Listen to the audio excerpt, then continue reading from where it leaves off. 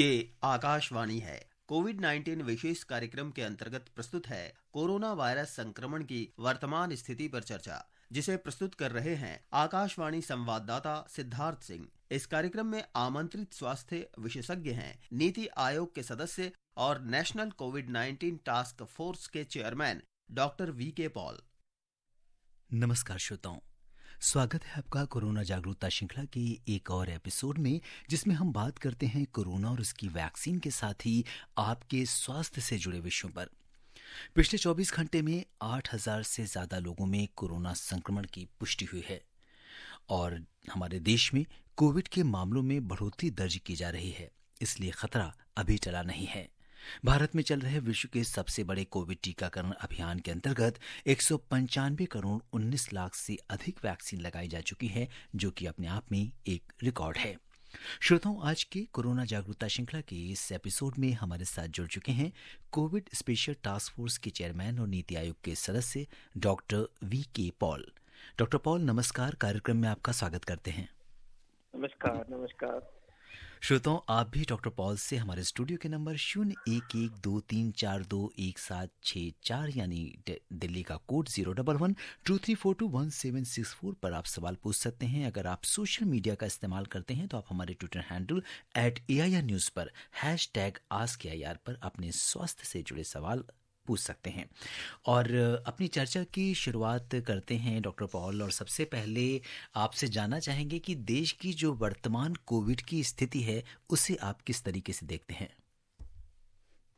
सिद्धार्थ, हमारे देश में हमने कोविड की तीसरी लहर देखी जनवरी के महीने में, फरवरी के महीने में। उसके बाद से केसेस काफी नीचे रहे। इस वेव में नंबर था ज्यादा, काफी था, लेकिन हॉस्पिटल की समस्या और सीरियस डिजीज कम थी फॉर्चुनेटली।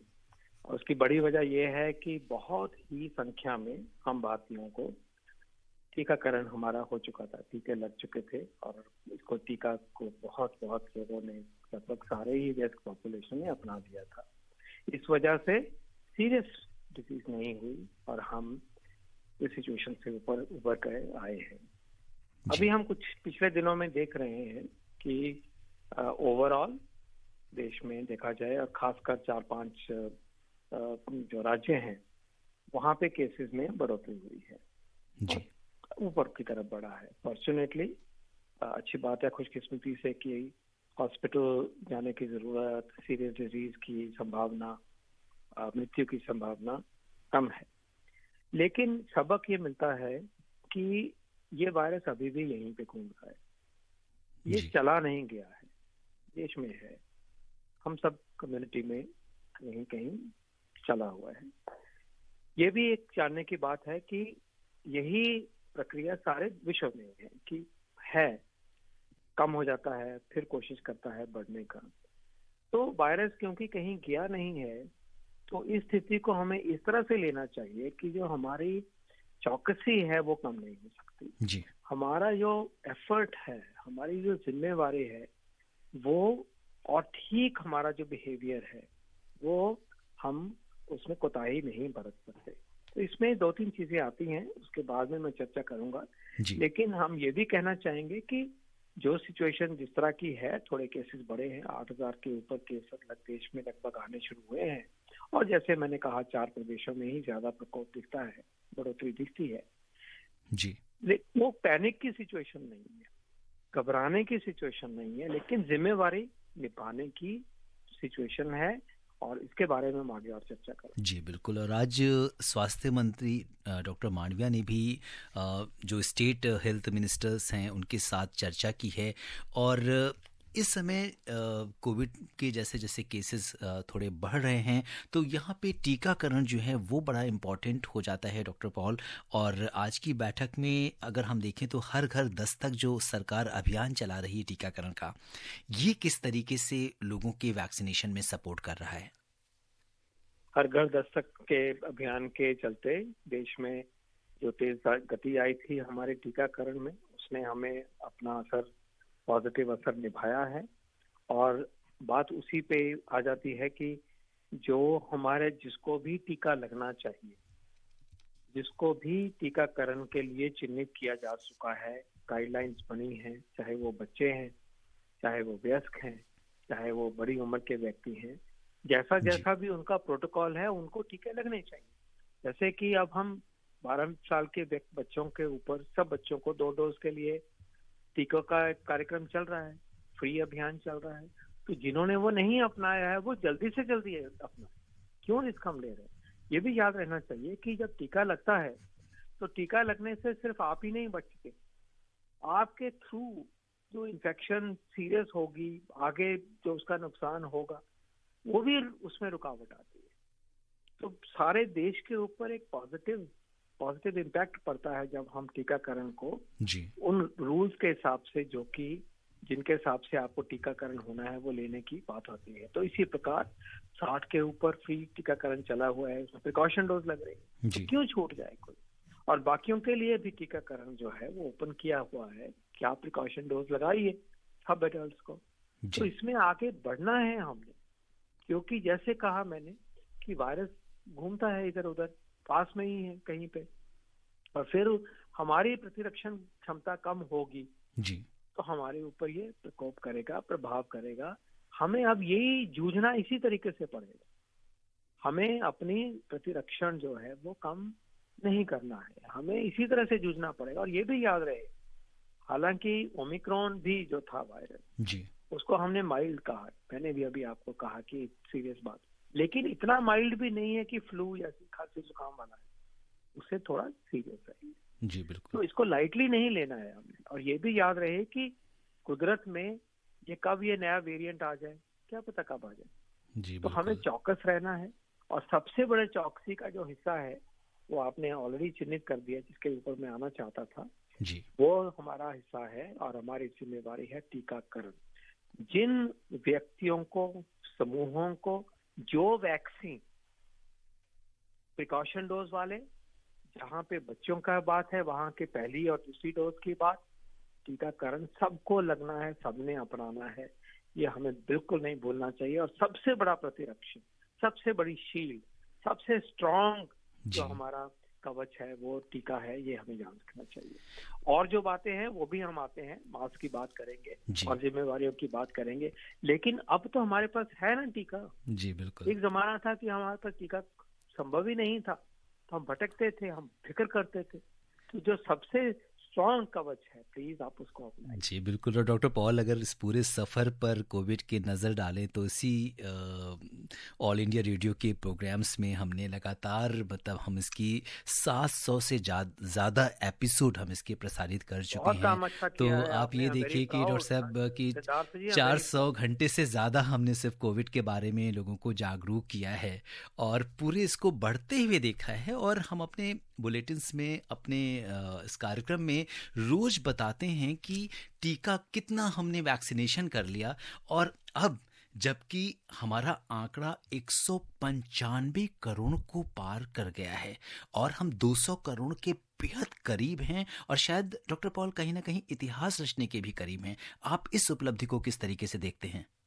ये बहुत ही महान उपलब्धि है। जैसे आपने कहा 195 करोड़ हो गए हैं, 200 करोड़ हो जाएंगे, ये कोई सोच नहीं सकता था कि हम ये सारा काम अपने दम पे आत्मनिर्भरता का प्रण करके अपने देश में ये सब करके दिखा सकते हैं। ये कोई सोच नहीं सकता था शुरुआत में।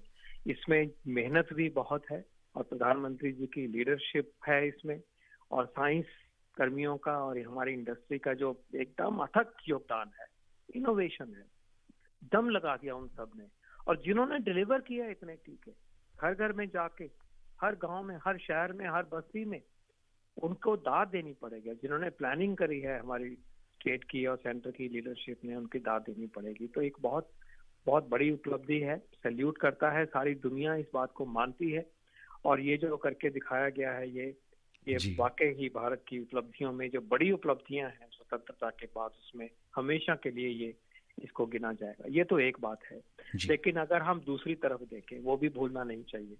मान लो कि ये वैक्सीन हमारे देश में नहीं बनते जी, जस्ट मान लीजिए 200 करोड़ टीकाकरण जो हुआ है 200 करोड़ का, कहाँ से होता? 195 करोड़ कहाँ से मिलता है ये वैक्सीन? हम किस किस के मोहताज हो जाते हैं, ये भी हमें कभी भूलना नहीं चाहिए। और ये दर्शाता है कि भारत वासियों को, हमारे देशवासियों को, हम सबको बड़ी चुनौतियों को अपने आप, अपने दम से, अपनी सोच से, अपने दिमाग से, अपनी साइंस से, अपनी लीडरशिप को सुनते हुए, उनकी बात को, जो आह्वान होता है उसको आगे रखते हुए पूरी करके दिखाएं, तो ही हमारा देश अपनी छाप बना सकता है। हमारा देश इतना बड़ा है जी कि हम किसी के मोहताज होने का सपना भी सोच भी नहीं सकते। और बिल्कुल डॉक्टर पॉल, जैसे आत्मनिर्भर भारत की बात करते हैं हमारे प्रधानमंत्री, और शायद इससे बेहतर आत्मनिर्भर भारत का उदाहरण कहीं मिल नहीं सकता वैक्सीनेशन की अगर हम बात करें तो बिल्कुल सही बात है कि इतने लेवल पे एक ऐसा देश जिसकी इतनी बड़ी जनसंख्या, और ऐसा देश जिसमें कि जगह जगह वैक्सीन को पहुंचाना, कहीं पैदल पहुंचाना, कहीं तैर के पहुंचाना, कभी ड्रोन से पहुंचाना, ये सारा कैसे संभव हुआ? सारा राष्ट्र जुड़ा है। ये तो बिल्कुल जन भागीदारी का एग्जाम्पल है, आत्मनिर्भरता का एग्जाम्पल है। यही बने ये वैक्सीन, और इतनी मात्रा में बने, और इतनी चॉइसेस है अब तो हमारे पास आगे चलते हुए। तो आत्मनिर्भरता का और आत्मबल का और जन आंदोलन का ये एक महान एक एग्जाम्पल है जी, नमूना है, और ये हमेशा के लिए इतिहास में चिन्हित रहेगा। और मैं कहूंगा कि हमें जो हम ये हमारी जो जनरेशन है जी, इस चीज को देखी है, हमने इस चुनौती को सहा है, ये अगली जनरेशन को बताया जाएगा कि ये कैसे काम हुआ। जी बिल्कुल। और अगर हम देखें डॉक्टर पॉल, तो विश्व के दूसरे देशों की अगर हम बात करें, चाहे हम यूएसए की बात करें या हम यूरोपियन कंट्रीज़ की बात करें, वहाँ पर जो वैक्सीनेशन प्रोग्राम चलता है, चूँकि वो ठंडे देश हैं और वहाँ पर वैक्सीनेशन के लिए जो कोल्ड चेन मैनेजमेंट है, और हमारा देश एक ट्रॉपिकल कंट्रीज़ है, इतने हाई टेम्परेचर पर उसको स्टोर करना, उसका ट्रांसपोर्टेशन, उसका स्टोरेज, उसको फिर जैसा कि आपने कहा कि तरह से डिस्ट्रीब्यूशन, तो ये अपने आप में कितनी बड़ी चुनौती रही आपके सामने? बिल्कुल सही कह रहे हैं। देखिए, कोल्ड चेन हमें फॉर्चुनेटली, हमारा जो यूनिवर्सल इम्यूनाइजेशन प्रोग्राम है, जो बच्चों का और गर्भवती महिलाओं का टीकाकरण का कार्यक्रम है, उसमें हमारी कोल्ड चेन का बिल्कुल गांव-गांव तक सिस्टम बना हुआ था, और उसके ऊपर फिर कोविड के वैक्सीन को लेयर किया गया, उसके ऊपर चलाया गया, उसको बड़ा करके उसको इस्तेमाल को, वो एक्सपीरियंस था तो हम ये कर पाए। तो जो हमारी इंट्रिंसिक ताकत है अपनी, जो अपने तरीके से हमने पहले से ही हमारी शक्तियां हैं जी, वो काम आई। अब इंडस्ट्री की बात करिए, इंडस्ट्री वैक्सीन यहाँ भी are the pharmacy of the world, और दुनिया में 2/3 वैक्सीन जो बच्चों को लगते हैं भारत के बनते हैं। तभी तो हम, जब कोविड के वैक्सीन की बारी आई तो बना पाए। जी, अगर हमारी क्लीन स्लेट होती, हमारी इंडस्ट्री नहीं होती, तो कैसे बनता? और क्योंकि हमारे पास अच्छी लेबोरेटरीज है, आईसीएमआर की, डीबीटी की, डीएसटी की, उनमें दम था, तो हम वैक्सीन उपलब्ध करा सके, हम वैक्सीन टेस्ट कर सके। 28-28 हजार व्यक्तियों के ऊपर वैक्सीन की टेस्टिंग हुई है, जिन वैक्सीन को हम इस्तेमाल करते हैं। इसलिए था कि वो व्यवस्थाएं थी। ये व्यवस्था एकदम से आई ऐसा नहीं, व्यवस्थाएं थी। हम आत्मनिर्भरता अपने तरीके से ऑलरेडी वहां पहुंचे हुए थे, और जब इसकी जरूरत आई तो हमने आत्मनिर्भरता का लेवल और ऊपर किया और उसको करके दिखाया। और इतने छोटे पीरियड में, बाहर में देश में भी वैक्सीन बने दिसंबर में, जाके हमारा जनवरी में पहले हफ्ते वैक्सीन बन गया, तो अवेलेबल होने शुरू हो गए। बहुत बड़ी बात है ये, और ये देश की जो स्ट्रेंथ है, हमारी साइंस की, इंडस्ट्री की, लीडरशिप की, और जो ग्रास रूट लेवल की जो फंडामेंटल्स हैं, इसको दिखाता है कि हम इन चुनौतियों का सामना कर सकते हैं। लेकिन शुरू में अगर मैं वापस जाऊं, अब जो चुनौती दिख रही है कि भाई फिर प्रकोप थोड़ा थोड़ा बढ़ रहा है, चाहे थोड़ी जगह पे हो, एक तरफ तो हमने उसका गुणगान किया अपनी उपलब्धियों का, दूसरी तरफ हमें अब जिम्मेवारी भी निभानी। वो जिम्मेवारी इंडिविजुअल जिम्मेवारी है, उसमें हमें अपने आप को, जब ये टीके हैं तो क्यों ना लगाए हम, जब मेरे को प्रिकॉशन डोज ड्यू है मैं क्यों नहीं लगा रहा, ये मेरी जिम्मेवारी, और मैंने इस जिम्मेवारी को निभाना है। और फिर बात आती है कि अभी भी मुझे मास्क लगाना है, जब मैं भीड़ में हूँ, बैंक कमरे में हूँ जहाँ बहुत सारे व्यक्ति हैं, मुझे मास्क लगाना है, मेरे लिए डेंजर है।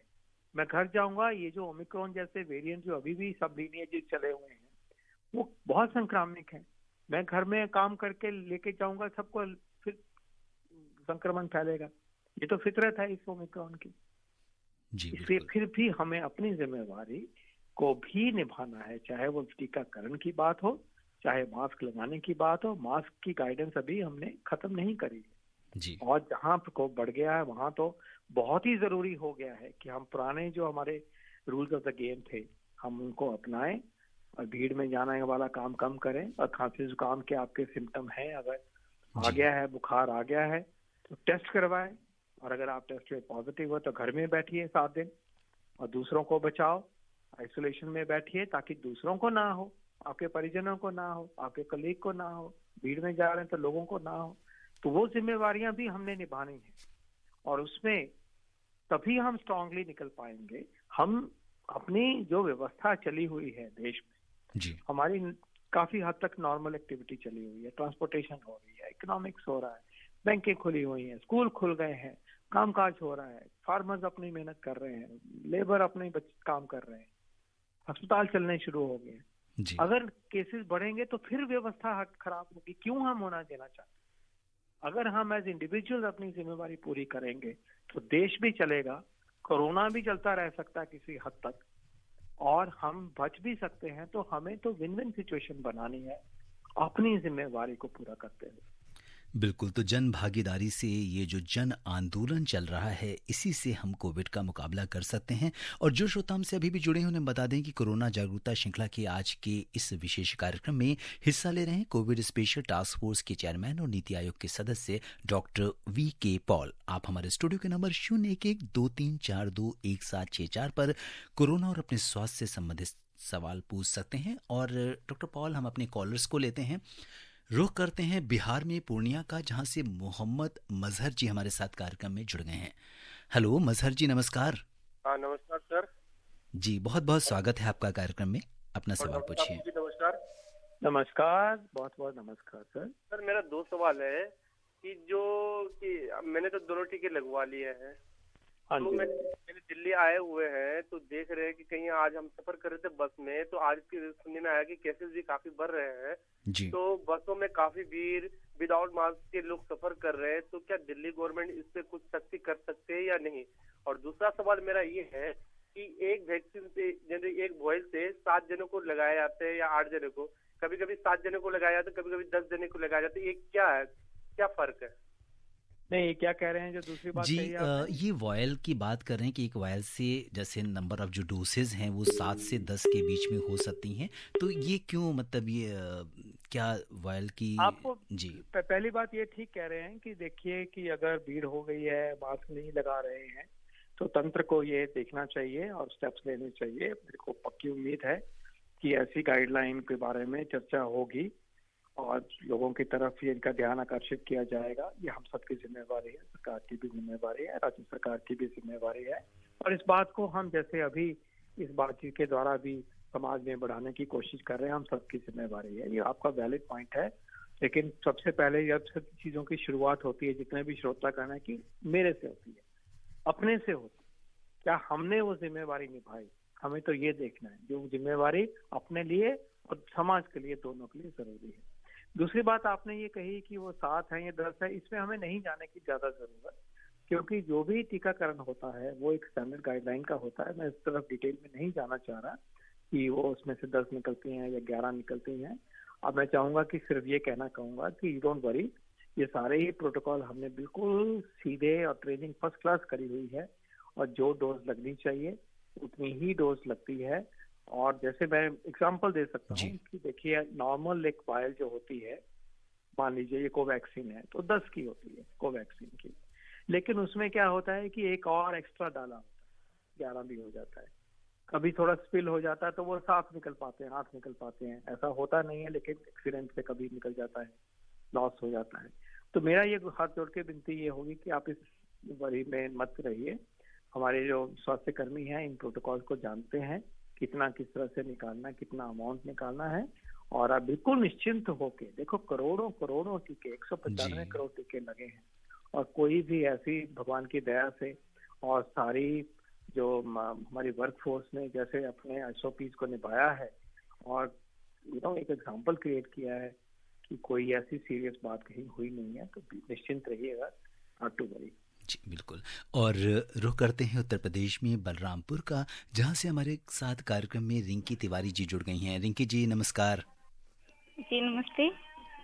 जी रिंकी जी बताइए। नमस्ते मैडम। नमस्ते जी नमस्ते सर। हमारे करने से पहले आपने कर दिया तो इसके लिए तो आपका बहुत बहुत धन्यवाद। कैसे सर आप? मैं ठीक हूँ, बहुत बहुत धन्यवाद आपका, जो आपने जागरूकता को और जागरूक किया और आगे बढ़ाया। जी सर, आप ये बिल्कुल सही कह रहे हैं, लेकिन हम आकाशवाणी को बहुत बहुत धन्यवाद देते हैं जो हमें कोरोना से बचाया ही नहीं, हमें सारे इन्फॉर्मेशन दिया आपके जरिए। और आपका भी धन्यवाद कि 16 घंटे काम करते हुए फिर भी आप यहाँ आधे घंटे के लिए निकालते हैं हमारे लिए। धन्यवाद सर। धन्यवाद जी, बहुत इसके बहुत लिए तो धन्यवाद। ये हम सभी लोग आपके शुक्रगुजार हैं। हम अपने जहाँ भी जिस तरह से भी जुड़े हुए हैं इस देश में काम के द्वारा मिलके हम इस लड़ाई को जूझ रहे हैं। इसमें आप सबकी हम सबकी भागीदारी है। हम सारा एक देश एक होके इस चुनौती को फेस कर रहा है और जीतेगा और जीत चुका है बहुत हद तक। जी बिल्कुल। जी रिंकी जी बताइए क्या जानना चाहती हैं? हेलो रिंकी जी, क्या आप हमें सुन पा रहे हैं? अच्छा, रिंकी जी से हमारा जो अभी उनसे संपर्क नहीं हो पा रहा है।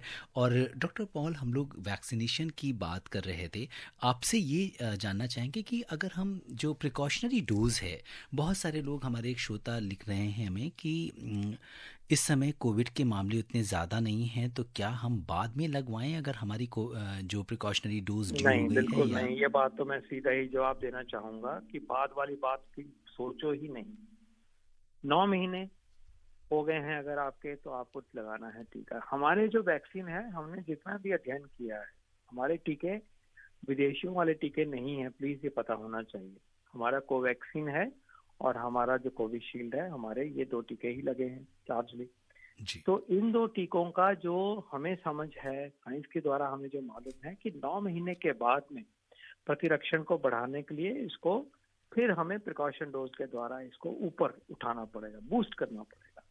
तो ये 9 महीने होते ही आप प्लीज लीजिए, बीच में गैप मत डालिए। क्या फायदा अगर बीच में इन्फेक्शन आ गई तो, क्योंकि अगर आपकी इम्यूनिटी, आपका प्रतिरक्षण वीक हुआ, कमजोर हुआ, तो क्यों पकड़े जाना चाहते हैं?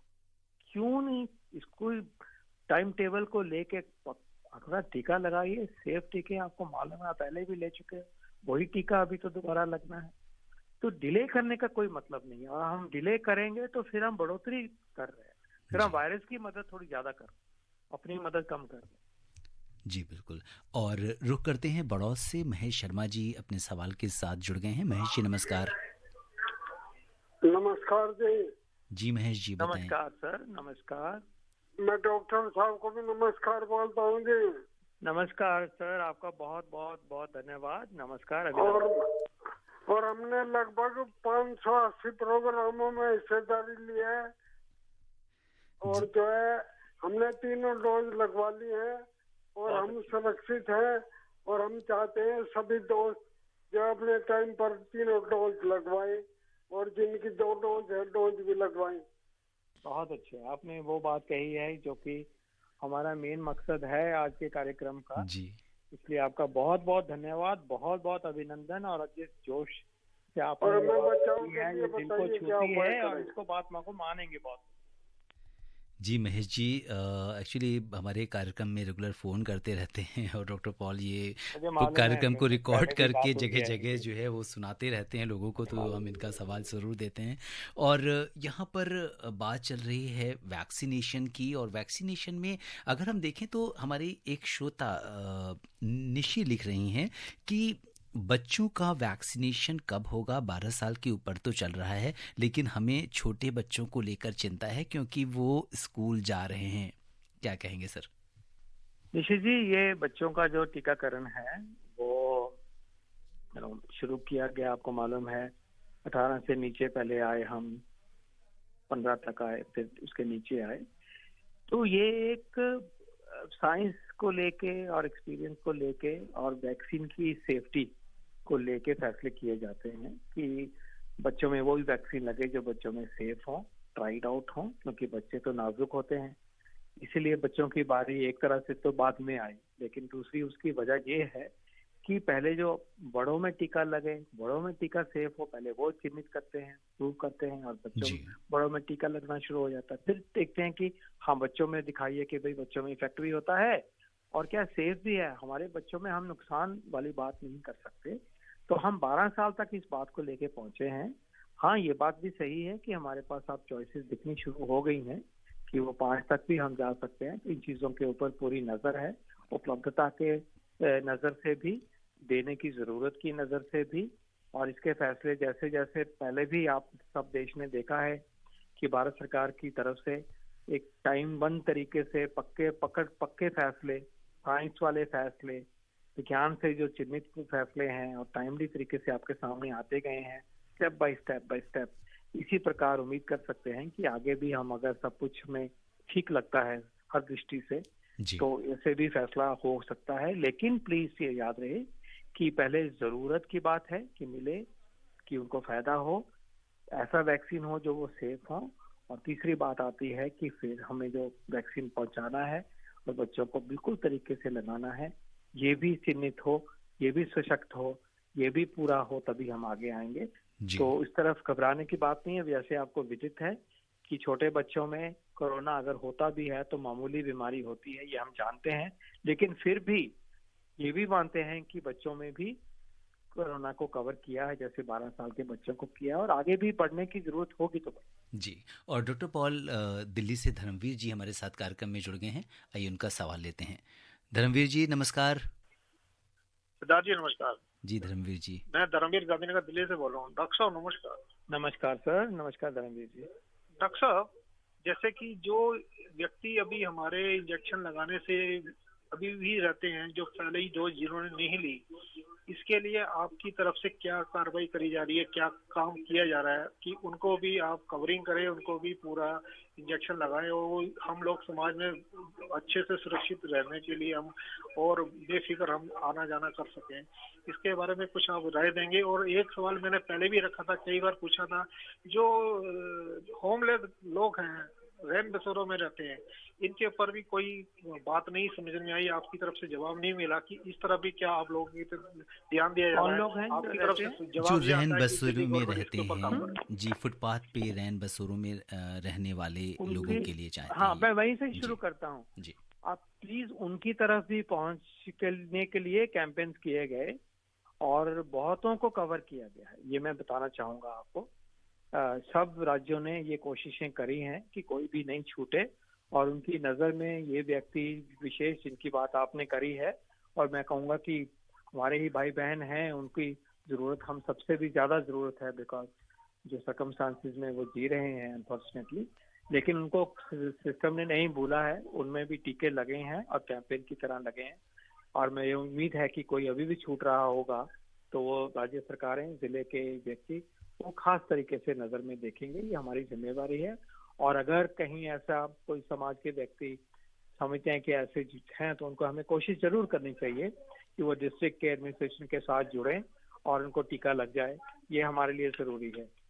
दूसरी बात जो आपने कही कि देखो जिनको 0 डोज भी नहीं मिली, धर्मवीर जी, बहुत ही मतलब बात मानने वाली नहीं है, लेकिन अगर हाँ ये भी बात सही है कि थोड़े से व्यक्ति फिर भी हो सकता है नहीं मिले, और वो किसी तरह से छूटे हैं, दूर हैं, वैसे मिस कर गए, उनकी तरफ से वो हो सकता है कि कोई मजबूरियां हो। जी डॉक्टर पॉल, आपने पहले ही इसका जवाब कि उनको मिलना चाहिए, और हम सब की, चाहे हम पड़ोसी हैं, नेबर हैं, समाज में रहने वाले हैं, अगर ऐसे व्यक्ति हमें दिख रहे हैं तो हमें उनको सिस्टम के साथ जी बिल्कुल। और डॉक्टर पॉल, अब समय कार्यक्रम में बिल्कुल नहीं बचा है, आपका इस कार्यक्रम से जुड़ने, हमसे चर्चा करने, श्रोताओं के प्रश्नों को उत्तर देने के लिए बहुत बहुत धन्यवाद और आभार। धन्यवाद जी, जय हिंद, नमस्ते। और इसी के साथ मुझे यानी सिद्धार्थ को भी दीजिए अनुमति। नमस्कार। कोविड-19 विशेष कार्यक्रम के अंतर्गत अभी आप सुन रहे थे कोरोना वायरस संक्रमण की वर्तमान स्थिति पर चर्चा, जिसे प्रस्तुत कर रहे थे आकाशवाणी संवाददाता सिद्धार्थ सिंह। इस कार्यक्रम में आमंत्रित स्वास्थ्य विशेषज्ञ थे नीति आयोग के सदस्य और नेशनल कोविड-19 टास्क फोर्स के चेयरमैन डॉक्टर वीके पॉल। ये कार्यक्रम आकाशवाणी के समाचार सेवा प्रभाग द्वारा प्रस्तुत किया गया। इसे आप हमारे mobile app news on AIR और YouTube channel news on AIR official पर भी सुन सकते हैं। इस कार्यक्रम के संबंध में अपनी प्रतिक्रिया आप हमें ईमेल कर सकते हैं। पता है AIRNSDtalks@gmail.com।